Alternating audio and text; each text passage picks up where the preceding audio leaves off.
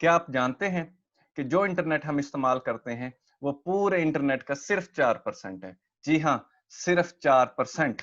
हैरान हो गए? तो बाकी का 96% कौन सा है? जी, तो सबसे पहले मैं बता देता हूँ वो 4% कौन सा है। वो 4% जिसको हम कहते हैं सरफेस वेब, जिसमें गूगल है, याहू है, एमएसएन है, व्हाट्सएप है, फेसबुक है, वगैरह वगैरह जो हम इस्तेमाल करते हैं। और बाकी का 96% दो पार्ट्स में कन्वर्टेड है, डीप वेब और डार्क वेब। डार्क वेब के बारे में तो तकरीबन कुछ लोग जानते होंगे, ज्यादातर लोग जानते होंगे कि वो हैकर्स की दुनिया कहा जाता है, और जितने भी इलीगल्स काम हो रहे होते हैं, ड्रग्स से रिलेटेड, पॉलिटिकल से रिलेटेड, और बहुत सारे जो इलीगल्स काम है वो डार्क वेब पे ही होते हैं। तो डार्क वेब पे तो हमें बिल्कुल भी जाने की जरूरत नहीं है। कुछ आजकल के नौजवान हैकिंग के शौक में, जिनको हैकिंग का बहुत ज्यादा शौक होता है, वो चलते चलते डार्क वेब तक पहुंच जाते हैं, और फिर क्या होता है कि वो हैकिंग करते करते खुद हैक हो जाते हैं। तो उस तक हमें नहीं जाना चाहिए, ये अपनी बात जहन में बिठा लीजिए। नंबर 2 जो उसका पार्ट आता है, जिसको हम कहते हैं डीप वेब। डीप वेब में समझाने के लिए आपको एक एग्जांपल देता हूं। जैसे कि अगर आप गूगल पे सर्च करें आईएसआई, जो कि पाकिस्तान की इंटेलिजेंस एजेंसी है, तो आपको कोई रिजल्ट शो नहीं होगा। या आप सर्च करें वहां पे इंडिया की जो इंटेलिजेंस एजेंसी रॉ है, उसका लिख के सर्च करें तो आपको कोई रिजल्ट शो नहीं होगा। तो ये हाईली सिक्योर्ड होते हैं, ये डीप वेब के अंदर होते हैं, ठीक है। तो इस पे मैं कंप्लीट एक वीडियो बनाऊंगा, सरफेस वेब पे, डीप वेब पे और डार्क वेब पे। तो इंशाल्लाह आप मेरे साथ इस तरह रहिएगा नेक्स्ट मेरी वीडियोस में। तो इस पे एक मेरी कंप्लीट वीडियो बनेगी, ताकि आपको कंप्लीट आइडिया हो जाएगा कि आपने कौन सा इंटरनेट इस्तेमाल करना है, जो 4% के अंदर आता है, और वही इस्तेमाल करना है अगर आप अपनी डाटा प्राइवेसी चाहते हैं तो। ठीक है।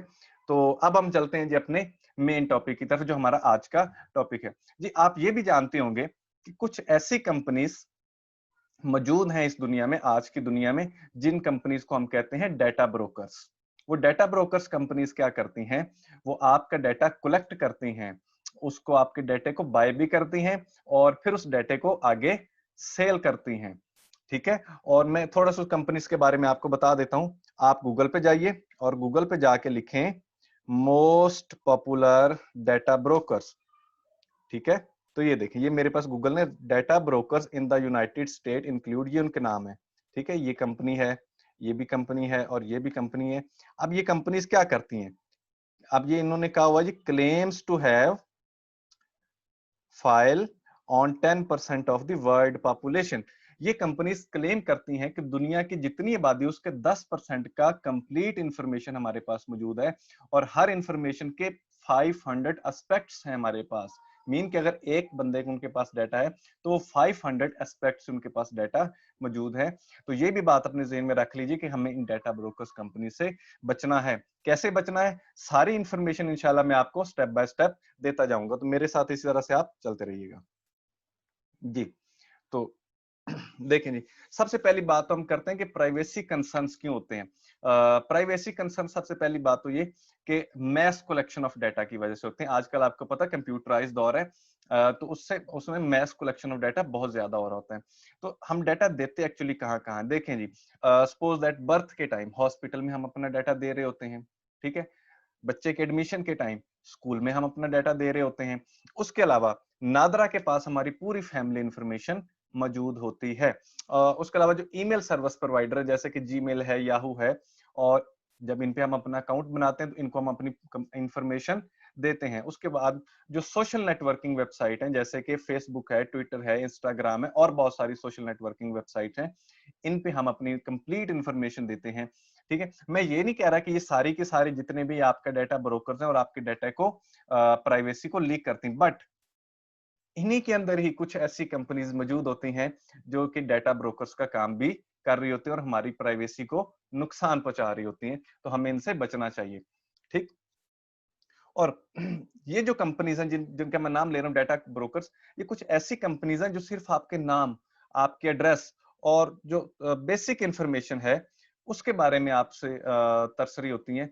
बेसिक इंफॉर्मेशन उनको चाहिए होती है, और ये कंपनीज ये चाहती हैं, ये जानना चाहती हैं कि आप कहाँ ट्रैवल कर रहे हैं, किस टाइम ट्रैवल करते हैं, ठीक है, आप किस किस्म के कपड़े पहनते हैं, या आप किस टाइम बीमार होते हैं। क्यों इन कंपनीज को ऐसे सवालात की क्यों जरूरत होती है? क्योंकि इन्हीं इसी डाटे की बिना पर ये जो कंपनीज हैं, ये डिसीजन मेकिंग करती हैं। ठीक है। तो डिसीजन मेकिंग किस तरह के होते हैं, ये भी सारी चीजें इंशाल्लाह मिलेंगी आपको स्टेप बाय स्टेप। तो देखें हमें सबसे पहली बात तो ये कि हमें सरफेस वेब के अंदर रह के इंटरनेट को इस्तेमाल करना चाहिए। सिर्फ 4% जो इंटरनेट है उसी को ही इस्तेमाल करना चाहिए और बाकी के इंटरनेट में नहीं जाना चाहिए। मिसाल के तौर पर कुछ लोग व्हाट्सएप जीबी इस्तेमाल करते हैं, तो मैं कहूंगा कि व्हाट्सएप जीबी आप बिल्कुल भी इस्तेमाल ना करें, क्योंकि वो रिकमेंडेड नहीं है, वो प्ले स्टोर पे मौजूद ही नहीं है। आप अदर सोर्स से अपने मोबाइल में व्हाट्सएप जीबी इस्तेमाल कर लेते हैं कुछ एक्स्ट्रा फीचर्स के लिए, ठीक है। और उससे क्या होता है कि वो आपका डाटा लीकेज हो जाता है, क्योंकि वो प्ले स्टोर पे मौजूद ही नहीं है, ऑथराइजेशन ही उसकी नहीं है, ठीक है। कुछ ऐसी एप्लीकेशन जो आपसे बिला वजह आपसे परमिशंस मांगती हैं, आपकी गैलरी की, आपकी कॉन्टैक्ट की और अदर चीजों की। आपको पता है कि आपके मोबाइल में, आपके लैपटॉप में आपकी बहुत ज्यादा सेंसिटिव इंफॉर्मेशन मौजूद होती है, तो इन चीजों से हमें बचना चाहिए। ये सारी कंप्लीट जो डिटेल है मैं इंशाल्लाह आपको स्टेप बाय स्टेप अगली वीडियोस में भी देता रहूंगा, तो मेरी अगली वीडियोस भी आप इस तरह सुनते रहिएगा। और अगर ये डाटा प्राइवेसी के मतलब आपको जो इन्फॉर्मेशन मैंने आपको प्रोवाइड की अगर पसंद आई है तो इस वीडियो को लाइक जरूर कीजिएगा, और अगर आप इस चैनल पर नए हैं तो सब्सक्राइब जरूर कीजिएगा। बहुत शुक्रिया। अल्लाह हाफिज।